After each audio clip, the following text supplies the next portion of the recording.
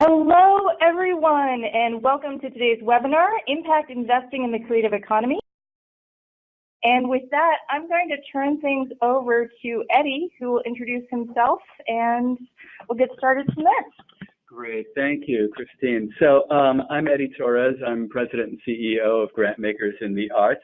I'm going to start off by introducing the participants in our webinar and then give a brief overview of Grantmakers in the Arts' interest in this issue, and hand it off to Laura Callanan. So we are joined by Laura Callanan. She's the founding partner of UpStart Collab. UpStart is a national collaboration connecting artists, social entrepreneurs, and impact investors. Prior, Laura was deputy chair of the National Endowment for the Arts.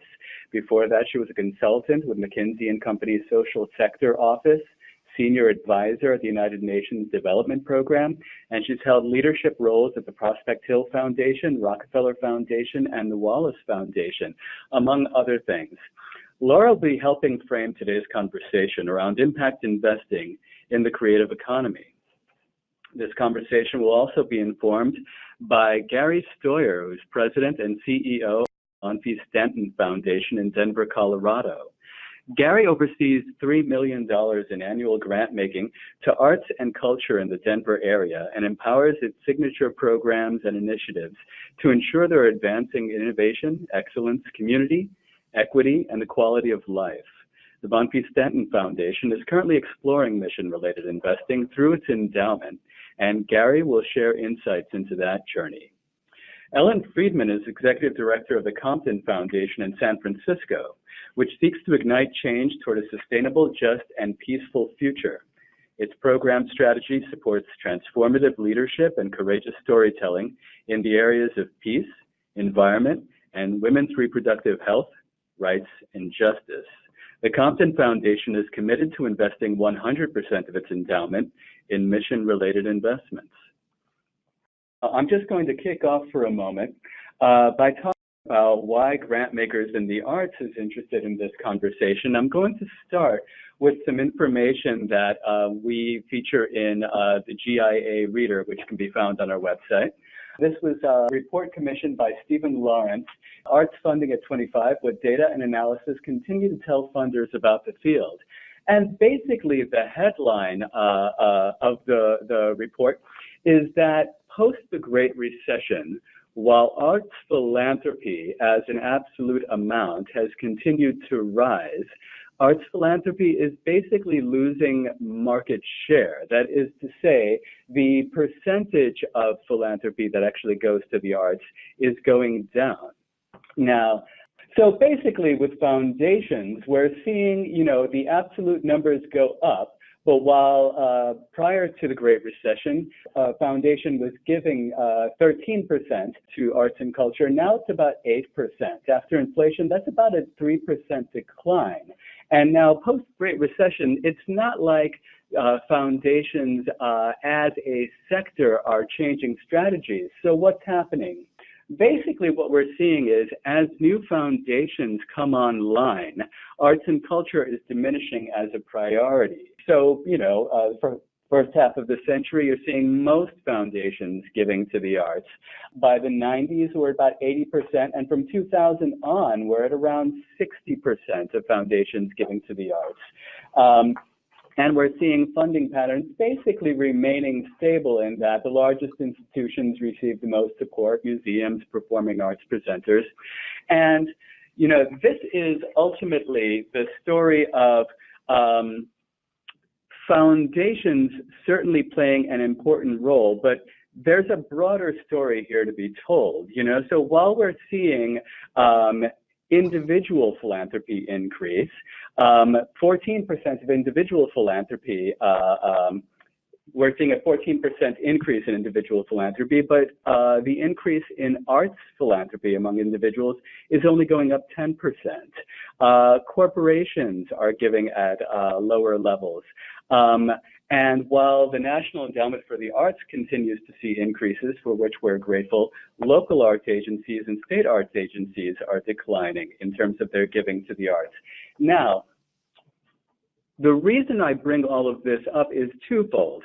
On one hand, we want to see more tools to support arts and culture, and therefore more money. But we also see this as an opportunity. Now, right now, cultural philanthropy, according to the Lawrence report, so that let's off at about 2014, is at about $33.6 billion going to arts philanthropy, right? Let's say all of philanthropy was going to the arts. That would put us at about $390 billion. That'd be fantastic. But the fact of the matter is, when you look at socially responsible investing, we're looking at a market of about $8.7 trillion. So my point is not just that we want to see more philanthropy going into the arts. That's certainly true. My point is, when you look at all of the resources that can be leveraged towards social good in the world, there is a far greater opportunity than just philanthropy. We want to see the vast array of opportunities that are at our disposal being leveraged for the sake of supporting arts and culture. And complementary to this is the issue of low-income communities and the opportunities that are specific to low-income communities. So Social Impact of the Arts Project, which has been doing research for the past 20 plus years on the social benefit of arts and culture in low-income communities, has found that cultural assets and the presence of cultural assets is highly correlated with increased social outcomes related to education, health, and safety. And specifically that this correlation is highest in low-income communities, in communities of color, etc. So as we look at, for instance, I used to be Deputy Commissioner for Cultural Affairs here in New York City. We expanded, through our capacity building program, our support to communities so that we were supporting more than just nonprofit organizations. So what we were finding was among cultural stakeholders, we were also seeing small businesses. We were seeing for-profit venues. We were seeing bookstores, all of which served a community purpose that was more than just their return, more than just the business they were doing. They were actually acting as stewards of their cultural community. So I say all that to say, when we have an opportunity in front of us, it's beholden upon us to explore it as fully as we possibly can. And this is a great opportunity to leverage all the amount of capital that's going on in the world to make sure that arts and culture are playing a role in fostering healthy communities. So with all that said, I wanted to hand this off to Laura Callanan to begin to explore this conversation with us further. Laura? Thanks, Eddie. Thank you so much. As you introduced me, I am the founding partner of UpStart Collab. UpStart is connecting impact investing to the creative economy. So what's the creative economy? The creative economy is the economy of ideas. It includes art and design. It includes culture and entertainment, media, heritage. You can see from this slide all of the different types of businesses, all of the different types of activities that make up the creative economy. What we found is that the way a region defines its creative economy is very much a reflection on the heritage and culture and tradition of that place. So, for example, the state of Louisiana, in their official definition of the Louisiana creative economy, they include food, and you can imagine why. Creole cooking and what happens in New Orleans and why that's such a big part of culture and tradition in a place like Louisiana. The state of Michigan has opted not to include food in the way they define their creative economy for Michigan. So sorry for anyone from Michigan who might be on the call today, but just to say that since UpStart takes a national perspective, we include all of these different business categories and creative activities when we scope and describe what makes up the creative economy.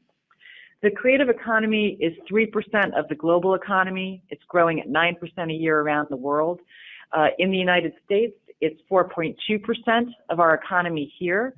$760 billion of the U.S. economy is connected to art and design, culture and creativity, food, fashion, media, and entertainment. And we think that this is important, and we're excited about it. We're excited that the creative economy is 4.2% of the U.S. economy today and is growing. And so we scratch our heads when our friends at the Global Impact Investing Network, the GIN, an organization that thinks a lot about impact investing and where impact investing dollars are going, we scratch our head when our friends at the GIN report that art and culture is less than 0.5% of where GIN members are investing for impact today. And you can see this chart with the big fat zero next to arts and culture. Now, you might be asking, well, wait a minute. You just said that the creative economy includes art and design and media and entertainment and food and fashion and all those things. Well, what about some of these other slices of the pie? In housing, the biggest slice of the pie up there at 27%, maybe there's some artist affordable housing there built by ArtSpace or some of the other groups that the art sector knows well. Microfinance, there's got to be some microfinance schemes focused on artisans in the developing world. You were talking about food. Food and agriculture is one of the categories there. Maybe there are some artisanal food brands that are included. Manufacturing, well, maybe that includes fashion or design or jewelry or furniture making or some of the other things that you were describing before. And I would say absolutely. I believe that the creative economy is included in where these impact investors, these members of the Global Impact Investing Network, are putting their money to work to do good in the world and to make a financial return. The problem is the arts and culture piece, the creative economy piece, it's flying under the radar.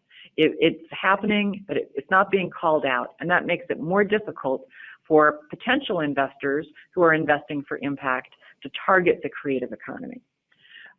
So just to review some definitions, Eddie already talked about socially responsible investing. I'm using the term impact investing. What do we mean?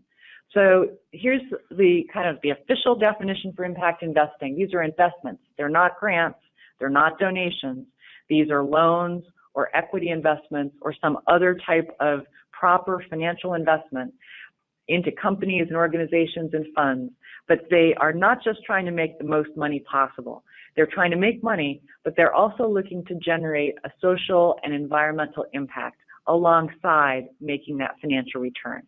So you might hear terminology like double bottom line investing, triple bottom line investing, impact investing, socially responsible investing, mission-related investing, and program-related investments. You might hear all of these terms, and these are all part of the same set of approaches that are trying to invest, to do well, and to do good together. Program-related investments are obviously very particular to foundations. It's a tool that foundations have used for a long time. Mission-related investments speak to when a foundation uses the corpus of its endowment and tries to align it alongside its grant making to drive its mission forward. But for the purposes of our call today, let's just think about this as a whole set of related activities that are investments, not grants, investments that are trying to make a financial return and do good in the world. As Eddie was describing, impact investing is large and it's growing.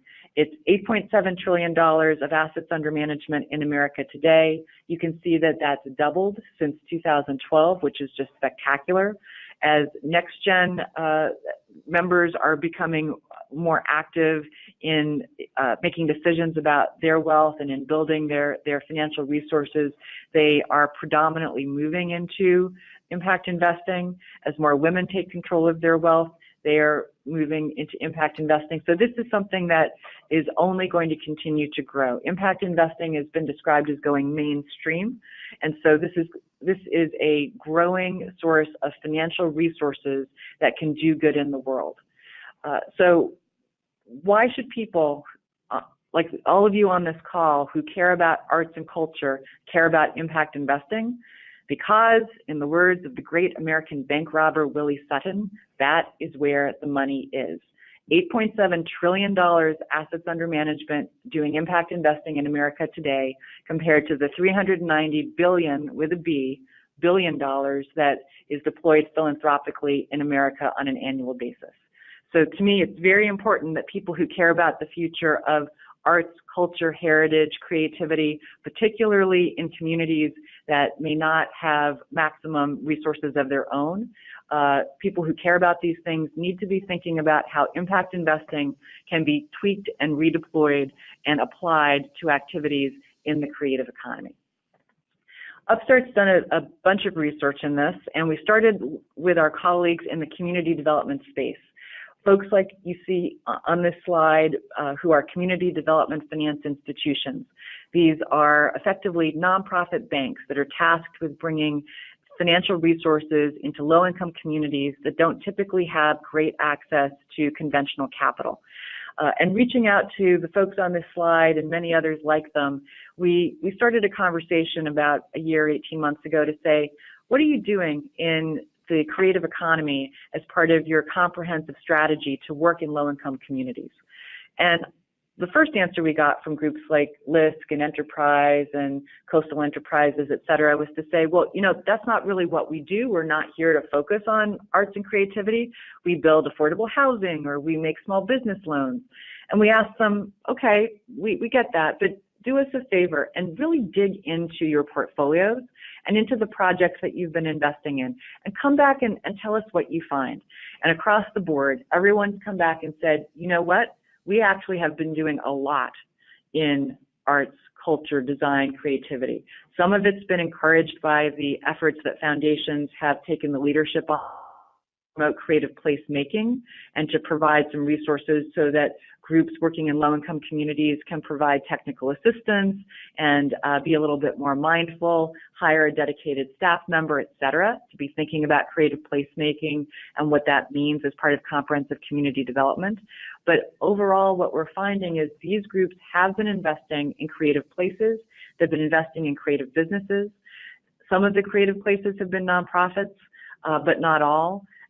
All of the creative businesses have been for-profits, small ones and large ones, and that increasingly this is an on-ramp to opportunity for women entrepreneurs and entrepreneurs of color. We're observing a significant correlation between investments in women entrepreneurs, entrepreneurs of color, and the fact that these folks are starting businesses in the creative economy. This makes us excited, and it shows that the philanthropic resources foundations have dedicated to building community development, to building impact investing, and to building creative placemaking have set the stage for a lot of great activity for the future, connecting impact investing to the creative economy. We've also found in our research at UpStart Collab that increasingly impact investing funds are starting to pay attention to the creative economy. Some funds, like the HIVA Fund, which is actually out of Nairobi, Kenya, is specifically targeting the creative economy of East Africa. Some funds, like the Arts Impact Fund that is housed at the think tank Nesta in London, is specifically targeting revenue-generating activities of arts charities in the UK. But that other impact funds, like Radical Impact and Community Investment Management and the Collaborative Fund, are seeing that arts, culture, creativity, food, fashion, design are key elements to advancing what they're trying to do for underfunded entrepreneurs and for low-income communities.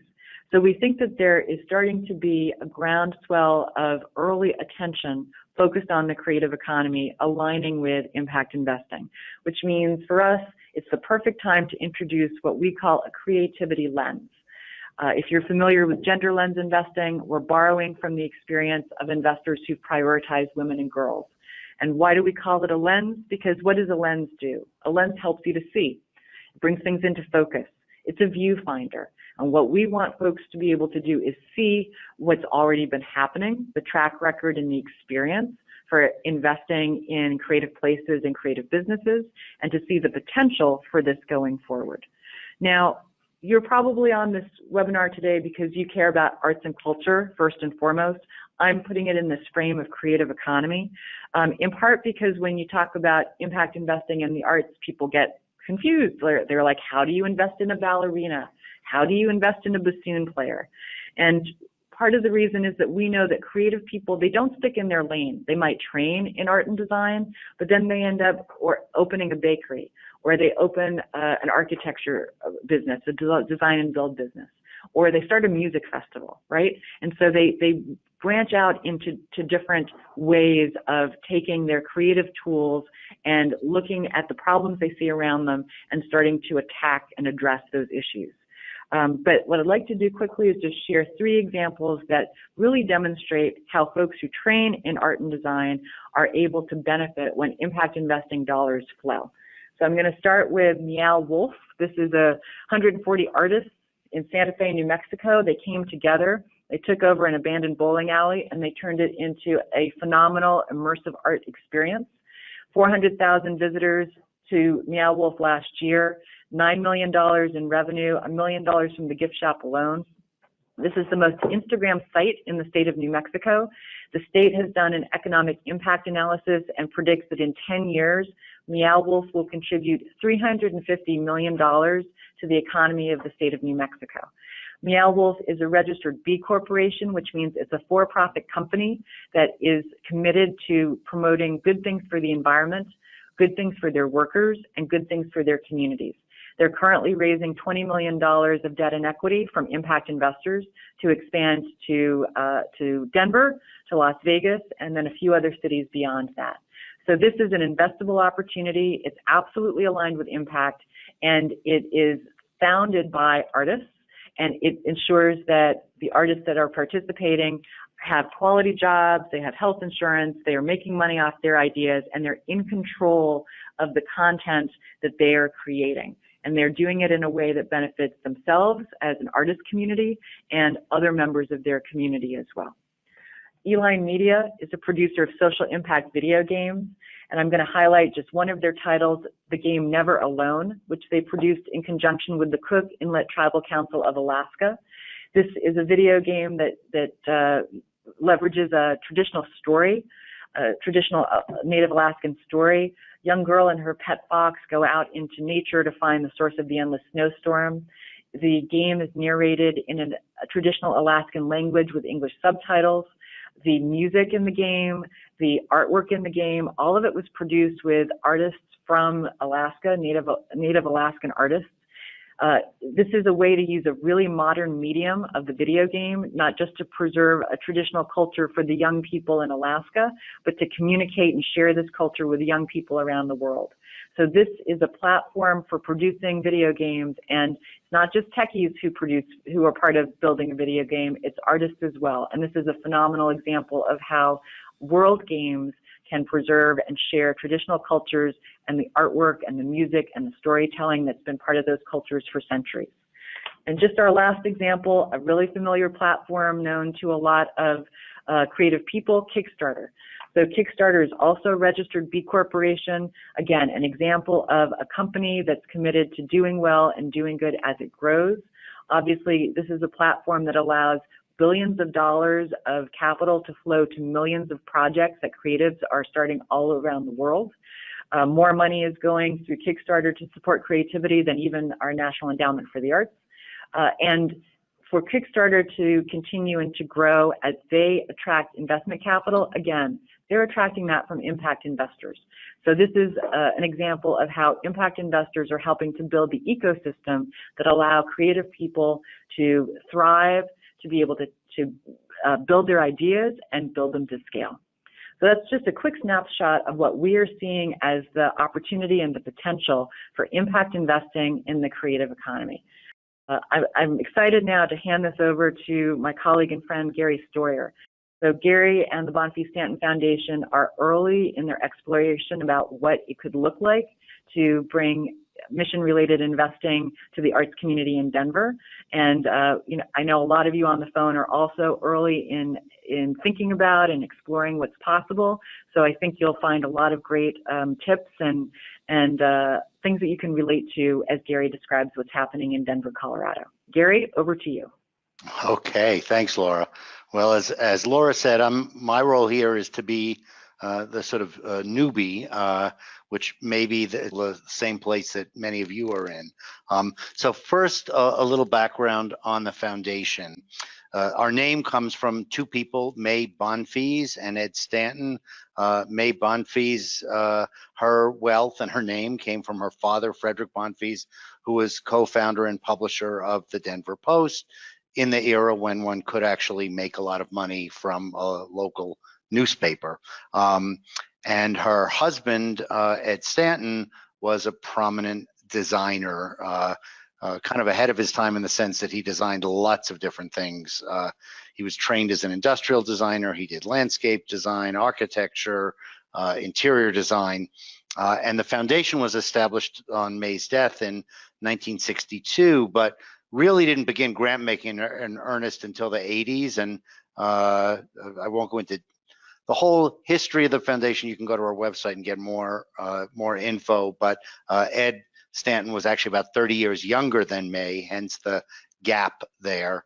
And a lot of her wealth was tied up in real estate. So it took a while to sort of unwind the real estate investments and transfer those into cash, which became our corpus. And in the early years, we funded everything, healthcare, human services, education, and the arts. But with a corpus of, depending on how the stock market is doing, between 75 and 85 million, as you see on the slide, we're now at 86. That allows us to make investments of about $3 million a year. And it became clear that by investing in everything, we were really spreading ourselves too thin. And so the trustees, and this was done during the era of my predecessor, they went through a process of looking at the needs within the community and the gaps, and based on that, decided to go all in arts and culture. So since around 2013, we have been funding only arts and culture with our entire grant making program. We also decided to narrow our geographic focus explicitly to Denver. We had always been Denver focused, but in the past we funded things all over the state. And in this desire to be more focused, we also became more geographically focused. And those two things will tie back to our exploration of impact investing. We also operate something called the Livingston Fellowship Program. That's a leadership development program for nonprofit CEOs. So through that program, we continue to be engaged beyond the arts, because that program is not limited to the arts. And we also began supporting, with a group of other funders, something called Arts and Society that focuses on intersectional work. So again, through that program, we're looking at the connection between the arts and other areas of society. And that also plugs us into the larger community beyond arts and culture. And through this, we went from supporting about 20 arts groups a year 10 years ago to now supporting about 50. So that's just a little background, little snapshot on the foundation. I'm now going to move on to the next slide and talking about our impact investing journey. I've always actually believed that the arts were more than just nonprofit arts groups, but also encompassed individual artists who in effect are each businesses as well as for-profit creative enterprises. And in Philadelphia, before I took on this role, I was in Philadelphia, where I headed the city's Office of Arts, Culture, and the Creative Economy, where we really didn't make these artificial distinctions. For example, use CDBG funds to support creative workspaces. I think we funded 8 creative workspaces in the city. 6 of them were for-profit enterprises. And initially, I got a lot of pushback within the city. Oh, we can't support for-profit entities. And my point was, why not? And gets back to this same issue of it's within the mission. Our mission is supporting creativity within our community. That doesn't just happen in the nonprofit sector, it happens in the for-profit creative sector as well. So in my role at the foundation, I began to explore the spectrum of impact investing, something I'd been following for a while, and it was really driven in part by the fact that, one, I felt like it was a vehicle for being able to support for-profit creative enterprises within our community that I felt were part of the creative ecosystem here. And also, frankly, recognizing the fact that our grant making capacity was pretty limited, and gets to the point that Eddie made. Grant making capacity is a pittance compared to the resources that are available in the investment community. So this education process really began with me. but ultimately had to expand to the board because the board really controls these kinds of decisions. So that's one point that I would make is it's really not just about educating yourself as a staff person, even if you're in a position of leadership, but ultimately you have to figure out how to bring your board along. And our board, like most boards, had traditionally managed oversight of our investments in a very traditional way. The goal was to maximize returns, avoiding too much risk, trying to meet or beat benchmark returns of other comparably sized endowments, and essentially with as a private foundation with a fixed corpus, it doesn't grow. If we're paying out our 5% minimum each year and our returns can average a little bit more than 5%, then that allows our corpus to grow a little bit over time. We've really never done in the past mission investing or ESG screening or the sorts of things that Laura was talking about. We did one PRI a long time ago before my time here, so we really never had a PRI program, and certainly not since our mission focused on the arts. So when UpStart Collab was launched, I reached out to Laura as part of my education process and our education process, and we actually brought her in to talk to our board to sort of begin their education process about not just what impact investing would mean, but for us as an art specific funder, we had to sort of move immediately to, well, what does this mean for investment in, if your focus is arts and creativity? You know, as you heard, there's a lot of work happening out there in impact investing, but actually not a lot specifically in this slice that is arts and culture and creative enterprise, and began sharing impact investing articles and research with our board. We interacted with a Denver-based entity called the Impact Finance Center, and actually they produce an annual sort of impact investing fair, festival, conference, Colorado Impact Days, and we actually gave some support to integrate a creative enterprise focus into that. Interestingly, one of the things we found, and this gets to the data that Laura shared, there was actually relatively little interest in the arts and creative enterprise track, but a lot of the arts projects and creativity projects were actually in the other tracks. And so they got actually more take up and more interest positioning themselves as a kind of poverty focused program or a housing focused program or a healthcare focused program. And so we believe that there's tremendous potential if we can actually begin using our corpus to make a mission related impact in addition to the grant making work that we do. And so we're in that process still of talking to our investment committee, talking to our investment management firm, because again, this is a common thing. It's not just your board and your investment committee. Most foundations, most organizations with endowments also use an outside firm, especially if they're smaller, to manage their investments. And so it's also recognizing that you actually need a firm that has knowledge in this area or they can support you in this work. And that's an important piece of the puzzle too. So now I'm going to move on to the next slide, which actually is really a series of questions, because I thought it might be helpful to share with you the sorts of questions that we're asking at this point. So one, and I alluded to this, as a foundation with a grant making focus specifically in the arts, how do we do impact investing just in arts and creative enterprise? It certainly seems easier as you look at the landscape to do if you're in the affordable housing space or the environment or jobs. There are kind of easy plays, easy investments in these areas, and there are funds that invest in these areas. And right now, it doesn't seem to us that there's an easy way of doing this with a specific focus on the arts. The other is a question that we have is, as a local geographically focused foundation, and again, it's quite common. There are not that many nationally and internationally focused foundations in this country. Many of us have a local geographic focus. So how do we do this at the local level? where we're looking just at investments within our local community.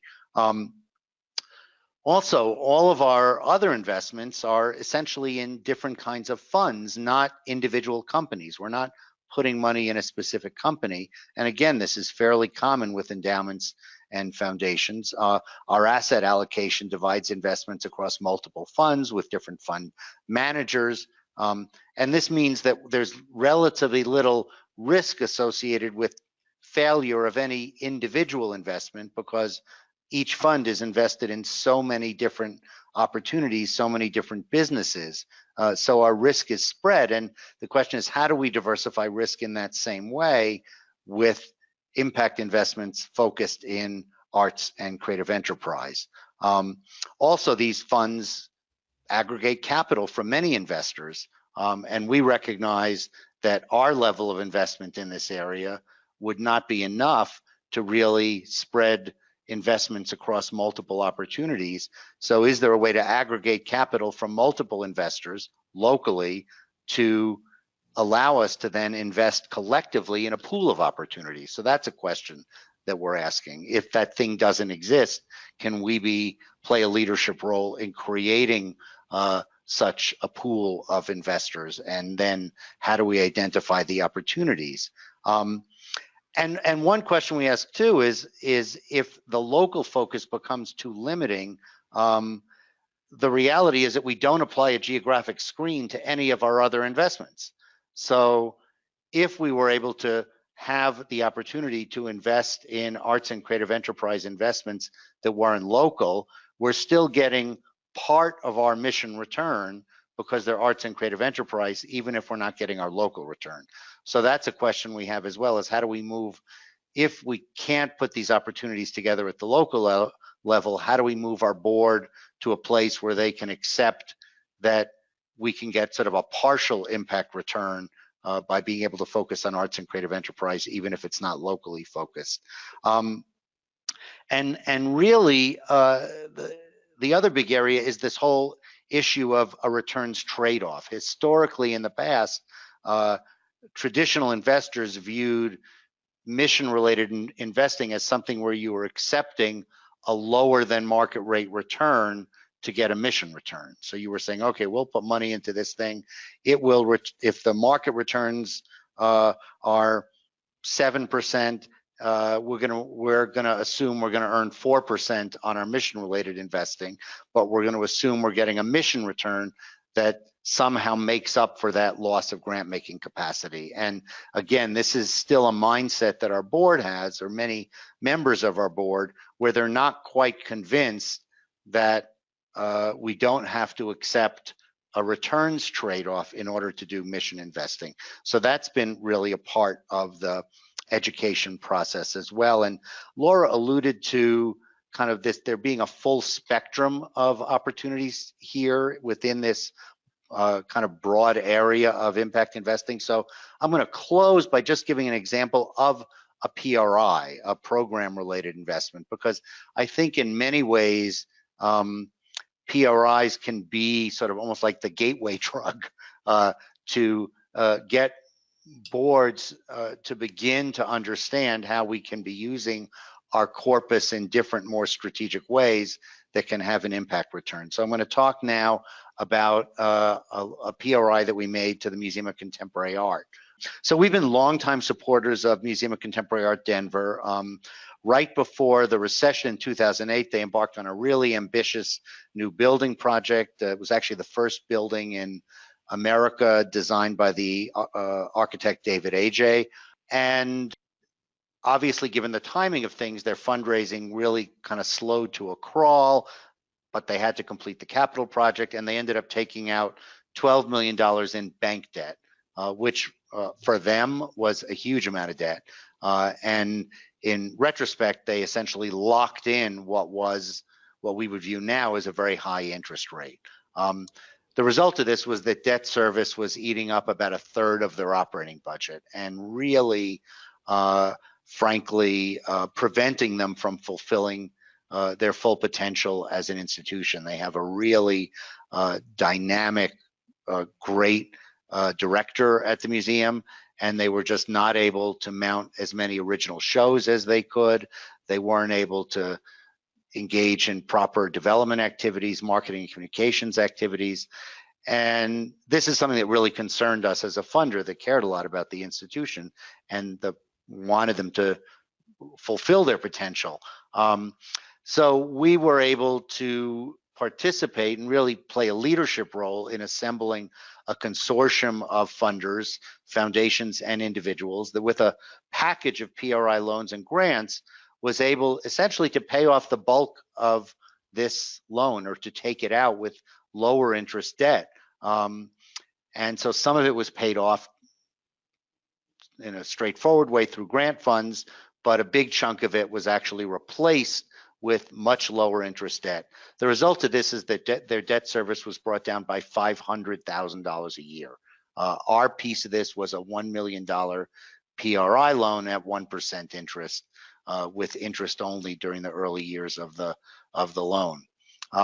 So for those that are less familiar with PRIs, essentially it counts as a grant. So it is counted towards our 5% payout as a grant. But the reality is that over time, this money comes back to us. And if you look at investment performance during the economic downturn, what many foundations found was that their low interest fixed loans that were PRIs were actually their best performing investments in the recession. So I think for our board to see this PRI loan as a great success, to see that we made the loan, that payments are coming back in, to see that these funds will circulate, gets us to begin thinking about, well, okay, if we used more of our corpus and we were able, for example, Laura cited the example of Meow Wolf, what if we were able to put some of our corpus into something like Meow Wolf that was not paying 1%, but paying market returns, paying 7%, let's say, and in turn, employing 200 local artists? Wouldn't that be an appropriate use of our corpus? So that's where we are now. We haven't set up any specific policy, haven't like Ford set a target of 10% of our corpus by X date. But I think the pump is primed and our board is really thinking about this and eager to do something. And it's just a question of finding the right way to do it that answers a lot of those questions that I posed and maybe also responds to opportunities like Meow Wolf as one example. And I'll close there. Great. Thank you, Gary. This is Ellen Friedman, and I'm really excited to be able to share our journey with all of you. I'll say at the front end, I think that what's happened in the last 6 or 7 years that the Compton Foundation has been doing impact investing is a real shift in how we think about our philanthropy. So I'll talk about that a little bit in my remarks. So a little bit of history. The Compton Foundation is 65 years old. It's a family foundation. It was founded by Dorothy and Randolph Compton, who you can see on the slide, after their son was tragically killed during World War II in Europe. And their primary goal when they founded the foundation in the 1950s was to end war. And from the 1950s until the 1970s, this was their primary focus, and they were very active givers in that field. In the 1970s, their remaining children joined the board and expanded their program areas to include a focus on the environment and on women's reproductive rights. And those 3 program areas have really stuck with the foundation since that time. For many years, the foundation funded a range of work in policy and advocacy, research, fellowships, and local organizing in those primary areas. But 8 years ago, with the addition of 4th generation family members who were in their 30s and a new executive director, being me, I followed somebody who had been there for 23 years. We used the opportunity to really assess our progress toward our mission And we made some big modifications. We recognized that change at the cultural level was really important if we were going to advance support for peace, for the environment, and for women's reproductive rights. That all of the data that we had was not really moving the needle. At that point in time, there were 4 artists on our board, and that led to a series of conversations about the importance of cultural change in our core areas, and that the support of artists, writers, filmmakers, and other creative leaders was essential to moving this work forward. And that led to our new mission statement, which you see here. We ignite change. We support transformative leadership and courageous storytelling, inspiring action toward a peaceful, just, and sustainable future. And this new mission statement reflected our understanding that not only did we need to invest in a new generation of leaders, but we also needed to invest in what we called courageous storytellers who could help move hearts as well as minds in our core areas of interest. So as part of our assessment, we also made a big decision in 2011 that we wanted to transition 100% of our, at that time, $57 million endowment to align 100% with our mission. We did this for 3 reasons. First, we're a small foundation, and we really believed that we wanted to leverage all of the assets we had, both grant making and investment assets, to advance our mission. Second, we also reflected that different kinds of capital are necessary to affect different outcomes. Investment capital, as we've been talking about, supports ongoing businesses, new industries, creative jobs, green jobs, and that kind of capital is very different than grant capital that can produce shorter term outcomes like organizing campaign, research projects, or specific artistic presentations or projects. So we reflected that we wanted our capital to be available for both kinds of efforts, since we also recognize that it takes a big ecosystem to change the world. And finally, we also came to the belief that we wanted to be investing in the future that we wanted to create, and that we wanted to demonstrate that capital could be deployed with a higher purpose than simply a financial return. And we fundamentally believe that this involves a shift in the framework of traditional philanthropy. And we wanted to prove that philanthropy could be not just about grant making, but must be about some of the moral decisions that we make with our investment capital. So the foundation had historically had some negative social screens, like no weapons manufacturing. And we'd done a small amount of shareholder activism, but we were not really doing anything proactive in investing in a future economy that reflected our values. And so we embarked on a journey to figure out how to do that. So like Gary's situation, we spent about a year learning about the impact investing movement and talking with people and having some studies and commissioned for us. And then when we really felt comfortable that this was something we wanted to do and could do, we issued a request for proposal for a new investment advisory firm that had expertise in this area. And we had been working with a traditional investment firm, and it became clear during our learning year that they would not fully embrace our move in this direction. And so we really wanted to find a firm that could partner with us fully. And so we retained Sonnen Capital, a firm that is dedicated 100% to impact investing. And additionally, they're also dedicated to proving the business case that it is possible to invest with your values and not leave returns on the table. And in the 6 years that we've been working with Sonnen, this case has been solidly proven. We have not suffered at all in our returns. And Sonnen publishes, and I'll send a link to this as follow-up, an annual impact investment report about the impact of their investments, and it's on their website. And I think it could be very interesting as a way to demonstrate the kind of impact that our investments have had. So a few key points off of this slide.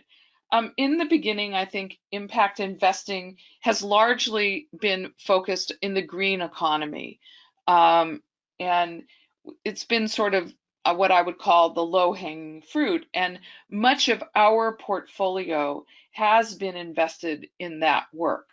As part of that, Compton was one of the first 17 foundations to join the Divest Invest philanthropy campaign, which now represents over $6 trillion of invested assets, not just from philanthropy, but from pension funds, university endowments, etc., that have publicly declared that they will no longer invest in the fossil fuel economy and are beginning to invest in a clean energy future. As we have gained confidence in the impact investing space, we are beginning to branch out. We're now actively working with Sonnen to apply a gender lens to all of our investments. In the beginning, this means just simply tracking the numbers of women, for instance, on corporate boards, but moving towards looking more specifically at women-owned companies and using gender as a lens through which to assess risk of any particular investment. And I would say that our steps into the creative economy are similarly pushing Sonnen to apply a creativity lens to our investments. And we're paying much more attention to this because it's aligned so well with our mission. So for instance, we have made an initial investment in UpStart Collab's loan pool for artist housing, for instance, and we're looking at other ways in which to express our commitment to the creative economy.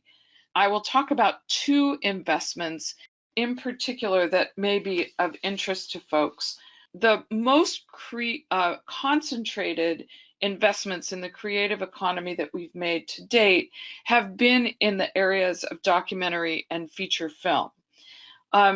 We knew from the outset that as a small program staff, we were not going to be in a position to review and assess documentary films that might come our way. So what we did is we joined a partnership called Impact Partners, which is a limited partnership that invests equity investments in documentary films. There are 30 partners. We support between 4 to 6 projects each year. And as the market for documentary films has evolved, the potential to realize returns from these investments has actually been quite positive. 3 of the films that we've invested in that have done quite well are noted here. You can stream The Overnighters on Netflix.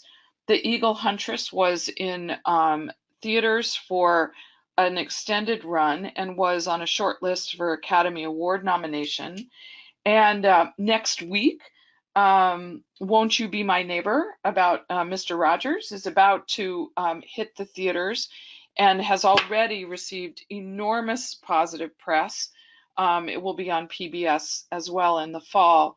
But we have realized an average of 15% return on films that we have partnered with Impact Partners for, and that's been really exciting for us because not only are these important films about environmental issues, about girls' empowerment, and with Mr. Rogers, a film about kindness and democracy, they're important social films. They've also done quite well. The second investment has been with Game Changer Films, which is a financing fund for narrative feature films that provides investment to women film directors. Women have historically had a very challenging time raising initial funding from traditional film financing funds. Game Changer predated the Me Too movement by a number of years, and now many of the directors that received initial funding through Game Changer are now in high demand for more traditional funding sources. So we're very excited about that. Land Ho, which is shown here, was Game Changer's first investment and caused a bidding war after its premiere at the Sundance Film Festival in 2015 and returned a healthy 40% to its investors. So yes, financing and investing is challenging, but with both Game Changer and Impact Partners, Compton has found two really thoughtful, smart partners to help us do this well. And these are just two examples of things in our portfolio. We still have a lot to learn about investing in the creative economy. And we're really pleased that our partners at Sonnen Capital have been anxious and ready to dive in with us. And we're excited to prove the point that you can do well by doing good, and that it's an essential part of how philanthropy should be seen moving forward. So I'll stop there and happy to answer any questions. So turn it back to Laura and Eddie. Starting to get questions that people are sharing through the chat. Please, now that you've heard from all four of us, take a moment and think about things you'd like us to speak about over the next half hour, and we will get to as many questions as we possibly can. We'll start with a very practical one. I think that Gary was someone who introduced the idea of 1% as the rate of interest that Bonfils-Stanton Foundation charged on the program-related investment made to the Denver Art Museum. So we got a question of whether is 1% typical? Is that what you can expect to earn on impact investments? And I would say no, not at all. And in the context of a program-related investment, which is what Gary was describing, those are typically underpriced. They are an attempt to get a little bit more of a rate of return than a grant, which is 0% rate of return, but not to get the maximum rate of return possible. So oftentimes foundations set 1 or 2% as the interest rate they charge on program-related investments, but that's not at all representative of what you can expect from impact investing. And Ellen, I know that you just described that overall Compton's experience has been very favorable in terms of the rate of return that you've seen with your 100% for impact portfolio. So I don't know if you want to comment at all about the range of investment returns or how you think about risk-return trade-offs as you work with Sonnen and make investment commitments. Yeah, thank you. Because this raises a point that I had wanted to make, which is Compton very specifically early on in our impact investing discussion decided that we would not do program-related investments. While they are a very, very useful and important tool in the toolbox of impact investing, we decided not to do that because we did not want to compromise our grants budget. But we also felt very strongly that we wanted to prove the point that you didn't have to make return trade-offs. And so that has been a really important aspect of how we have looked at various investment opportunities. And so we've really tried to keep our impact investing focus on the impact of on our endowment. And so, you know, we are talking about kind of when we have new potential investments, we are talking about a range of issues, including traditional questions of risk and return, as well as impact, but we're weighing them. I think it's fair to say that the board is weighing those issues together and sees the impact, in some cases, even more important than the return. Fantastic. Eddie, I think that there's a question up there for you from Alexandra, if you could take a look at that. Certainly. So the question is, in your opinion, will it still be possible to think of a reality of advancement and return to the standards presented in foundations established before 1950, 91% supporting the art and creative economy? So this is an interesting one. So, I mean, basically my answer would be related to the follow-up question, which is, what is the likelihood of older foundations adopting this new approach of impact investing? So, you know, in terms of whether or not foundations will increasingly take up support to arts and culture at the levels at which they did so in the first half of the 20th century, I don't know if that's going to happen through foundations' grant-making budget. But the second question, though, becomes a question of, is there a larger opportunity for their larger investment corpus to go into this space? And this is actually what I'm really excited about. Now, don't get me wrong, I'm very excited about the grant-making corpus increasingly going to arts and culture, but the larger financial opportunity is actually present in the larger investment corpus. So even when you talk about PRIs, that's still coming out of the grant-making budget. That's still coming out of 5% of the corpus that's congressionally mandated to support social change, whatnot. But the larger 95% is where the real money is, you know. So when you look at the Ford Foundation's commitment of $1 billion of their corpus to go into impact investing, you know, you look at that and you say, well, mission-related investing in their case, you look at that and you say, well, that's 1/12 of your investment corpus, but their grant-making corpus is 1/2 of $1 billion. It's 500 million, maybe 600 million, depending on the year. When you look at $1 billion of their corpus going into impact investing, that is 200% the size of their grant-making budget.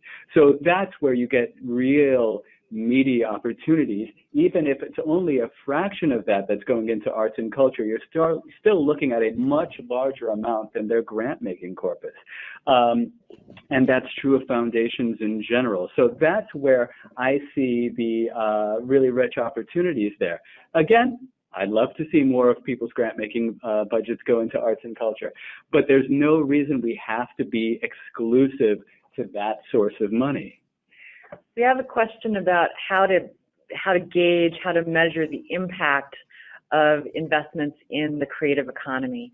And Gary, I'd like to ask you to start just to describe, since Bonfils-Stanton Foundation has decided that the most important way that it can make an impact in Denver is through arts and culture. How do you, just from a grant maker perspective at the moment, how do you think about the types of effects and impacts you look to see in the broader community on the well-being of your neighbors in Denver through arts and culture? Because I think that it's not going to be that big of a leap from the way people think about the contributions that arts and culture make that they try to achieve through grant making. I think we're going to see some very similar things that we can be measuring and aiming for through impact investing. So how does Bonfils-Stanton think about the impact through arts and culture in Denver?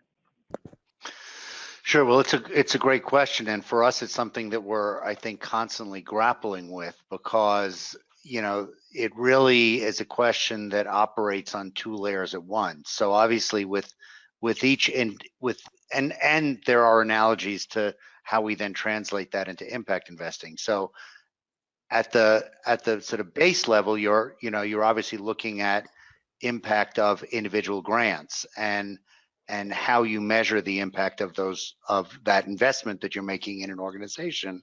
And to be honest, you know, there's a trend that we all know about within philanthropy towards project support over general operating support. And I think that's in part driven by a desire that you must have measurable impact, and that becomes much harder to define when you're talking about general operating support. And I will say, for us as a funder, the bulk of our support is general operating support. We believe that that's critically important. So in terms of outcome, we're really looking at the health of the organizations that we're investing in over time, and then also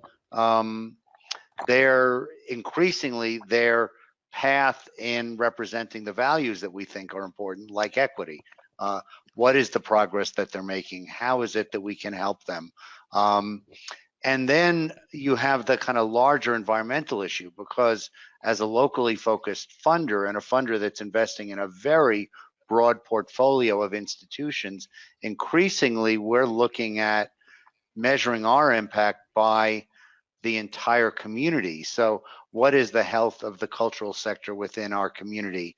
And even if we can't prove causation versus correlation, we can have a sense that if we're making a large, diverse investment in a portfolio of institutions within our community, then if the health of the community as a whole grows, if the recognition of the community grows, if participation grows, then that's something that we can feel gratified that we and hope that our investments have collectively made a difference in those areas. And I think as we look at starting to make impact investments, I think we'll be looking at that ultimately probably in that same two-tiered way. So individual investments and opportunities that obviously, if they're impact investments, we will be looking for competitive returns and success in each of those investments, recognizing that if we're investing in a bucket of investments, some will succeed and others will be less successful, but collectively our hope will be that it's generating market rate returns, not the 1% of a PRI. But then collectively, I think the hope will be, because we recognize that the creative economy in the community is an ecosystem that does not just include the nonprofit arts organizations that our philanthropy goes to, that as we engage in more impact investing, the returns from those investments will be not just financial returns, but also mission-related returns that are investing in a part of the creative sector that our philanthropy doesn't reach, which is individual artists and for-profit creative enterprises. Ellen, how do you think about measuring the social impact of your investments at the Compton Foundation, particularly the ones that you've done that have been part of your storytelling portfolio? What do you look for, and how do you feel like you've achieved your social impact goals?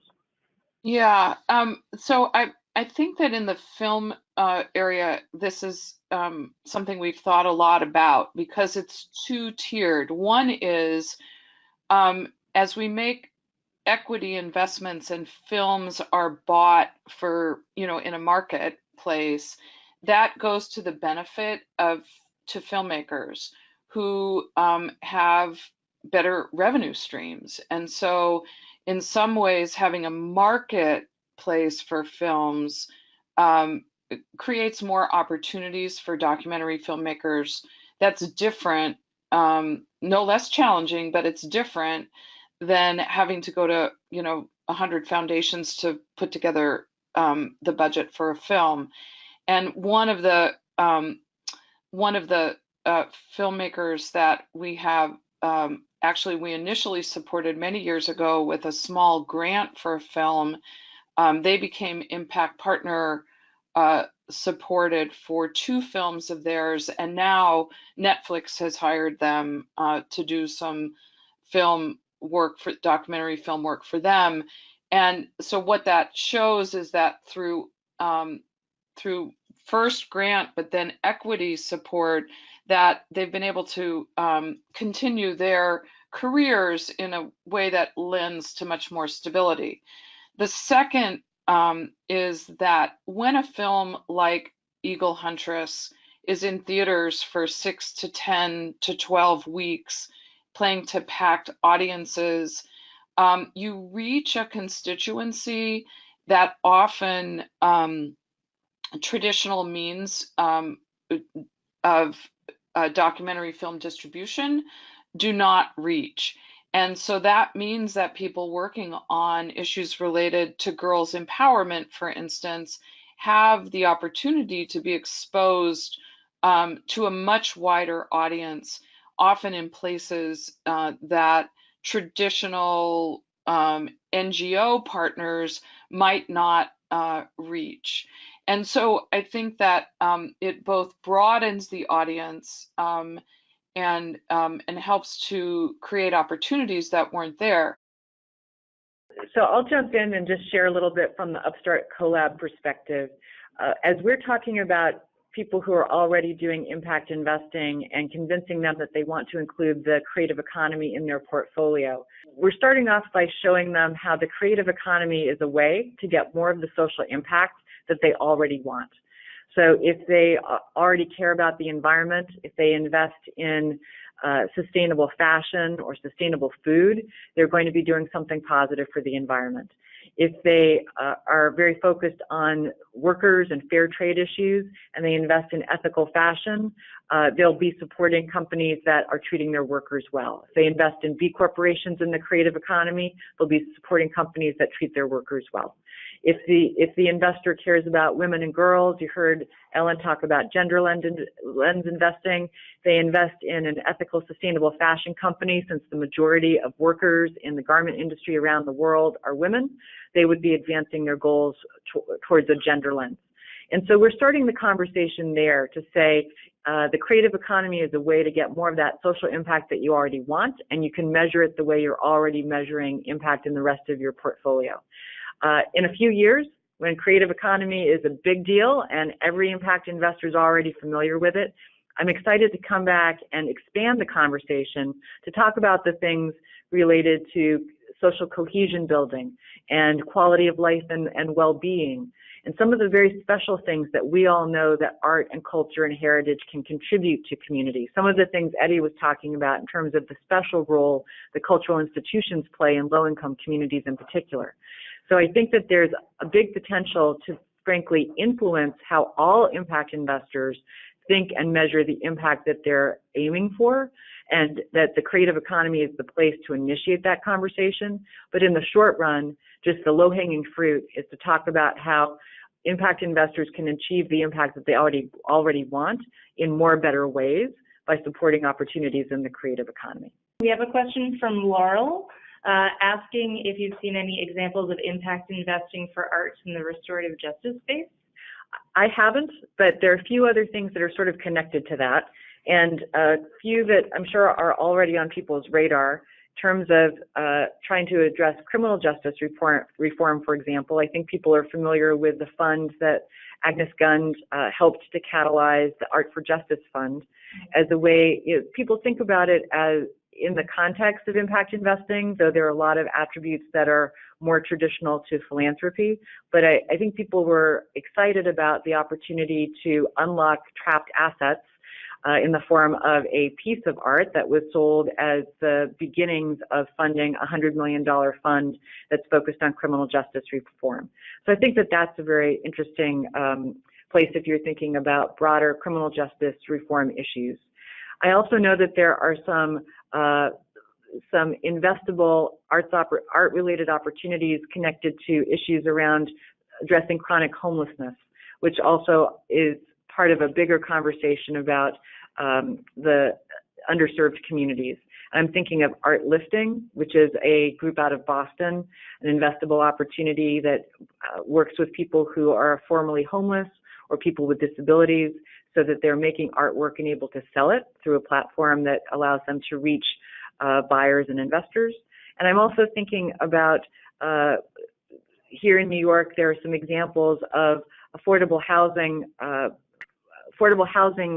facilities where artists and formerly chronically homeless people are neighbors together in the same housing facility, where some of the amenities to the building include a dance studio and a black box theater, and that those are resources that are available both to the artist tenants in this affordable housing space, as well as the formerly chronically homeless tenants who are there. So there's certainly an implication that bringing these two groups of folks together, that there are going to be some opportunities for cross-pollination that will be positive for everyone involved. So let's see a couple of the other interesting questions that we've got. We have one from Catherine, who's asking, do you think that very established artists could be the next investors and supporters of the ethical and creative economy? She brings up, after the era of collectors from the fashion industry like Prada or Vuitton, who created a financialization of the art market. So how could we get established artists on board, or perhaps they're already on board? So yeah, the question really is how to get very established artists to be investors. I don't think it's a surprise that we've got a lot of folks who are successful creatives working in Hollywood, working in the art world, who have already found their way to impact investing. I know this anecdotally with some of my friends who are impact wealth advisors.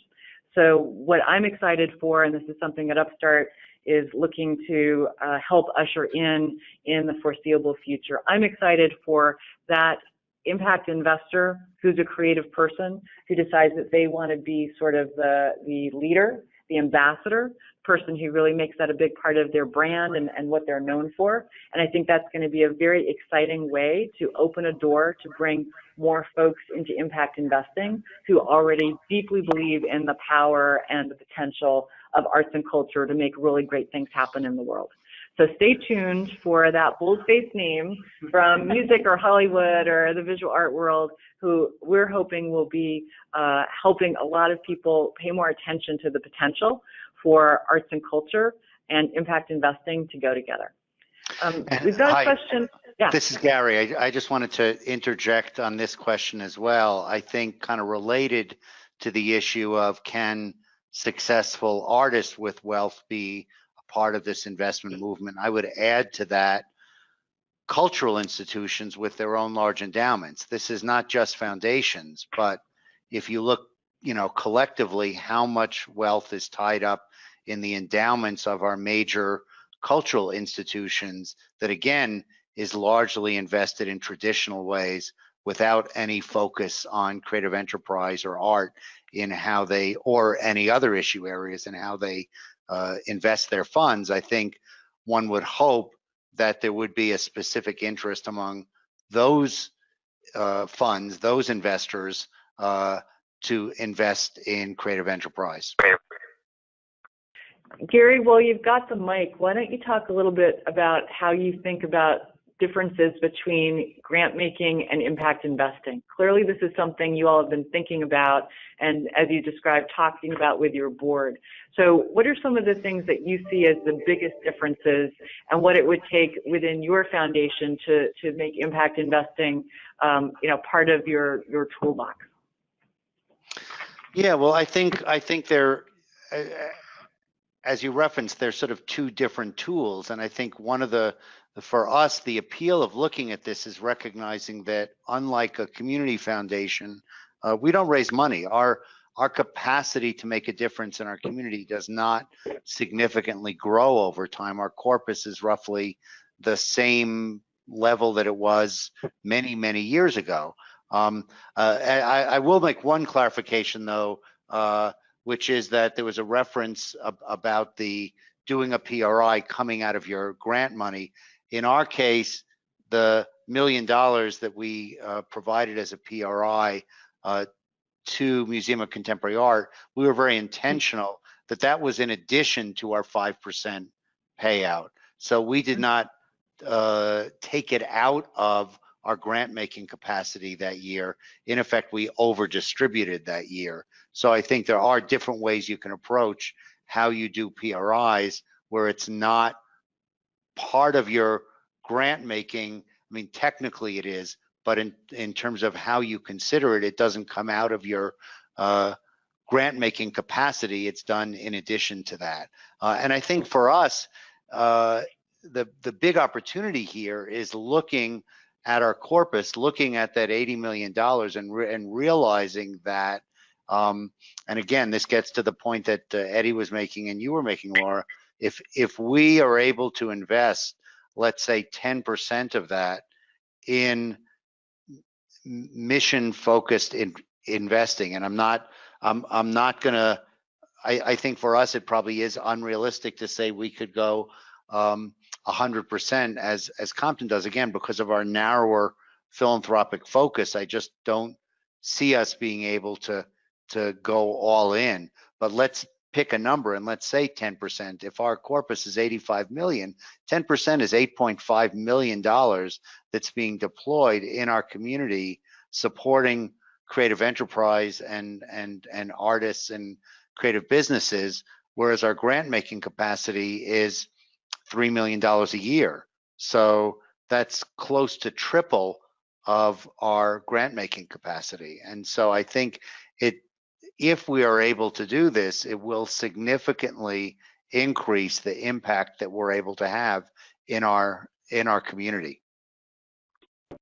That's great. And we're seeing a few kind of technical questions about how an investment gets paid back and what it's good for, sort of where it should be applied. So I'm just going to try to respond to those quickly. So unlike a grant, which oftentimes people use to supplement earned income, or grants and gifts may be the primary source of revenue that a nonprofit organization uses to fund its programming. An investment is intended to help an organization to grow, with the idea that this growth capital will allow the organization to earn more income, that it's going to be from that earned income that the investor can be paid and paid back, and that's going to be beneficial for the future health of the entity and achieving its mission going forward. So some of the questions we've got about, how do investors get paid or are they paid back through earned income? Absolutely right. The intention of an investment is to help an organization to grow or to save money by becoming more efficient. And that was, I think, really well illustrated in the example that Gary shared about helping the Museum of Contemporary Art in Denver refinance at a lower interest rate and be able to save money that it had been spending on debt service, being able to expand their programming, et cetera. We're coming up on time. I'd like to give Gary and Eddie a chance to share any final thoughts. So Eddie, anything last words you'd like to share with folks? Yeah, I mean, just to reiterate the point I made before, when we were reviewing the research from the Social Impact of the Arts Project on the influence that the presence of cultural assets in low-income communities had on various improved indicators of social health for a community, when they articulated what a cultural asset was, that included nonprofit organizations, artists, audiences, but it very explicitly included private businesses, creative private businesses. And so when we look at it through an equity lens, and I mean equity in the sense of social equity, racial equity, et cetera, this is a real opportunity to make full investment in our communities, to leverage every approach to support our community's health, and in doing so also support the health of the full cultural ecosystem. So we're just really excited about this as a further opportunity for investment in our communities and in arts and culture. That's fabulous. Gary, any final words from the perspective of the Bonfils-Stanton Foundation in Denver? Well, I would say only that I feel that we are emblematic of a lot of foundations in this country, and I think there are many of my colleagues are going through this same exploration process, and I feel like we're at a bit of a tipping point. I feel that this education is happening. I think as was illustrated by our other panelists. They ended up changing their investment advisor to really dig in and do this work, and to have a partner and a colleague that's doing this work. And I think as more and more investment advisors begin to, because many say they do this work, but don't really do it well. And I think as there's more and more expertise built, I think you're going to see more and more foundations taking this approach. And I think for us, it's really exciting, and we are. I feel like we're at the beginning of a process, and if you kind of check back with us in 10 years, I think you will find our corpus deployed in a very different way.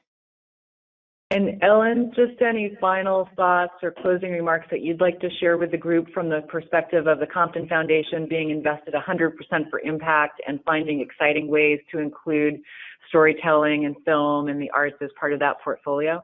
I think what I would just say is this is an amazing journey. And while we started primarily focused on the environment, the opportunities that we now see, particularly in the creative economy space, I think are really exciting. And I think, as a number of people have said, this just frees up additional capital to be invested in places that we all really care about.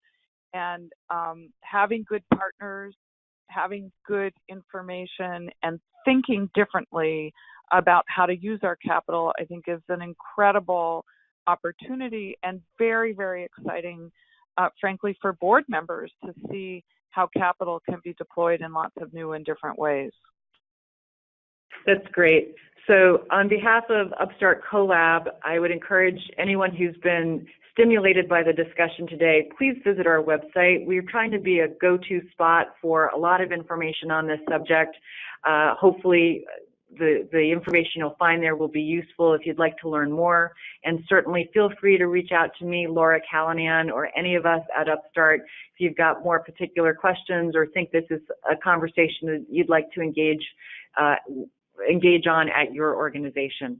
So I'm going to turn it back to Christine at the Foundation Center to wrap us up. Awesome. Thank you, Laura and Eddie, and thank you, Gary and Ellen, for providing us with this firsthand insight on impact investing in the arts, and thank you all for attending today's webinar.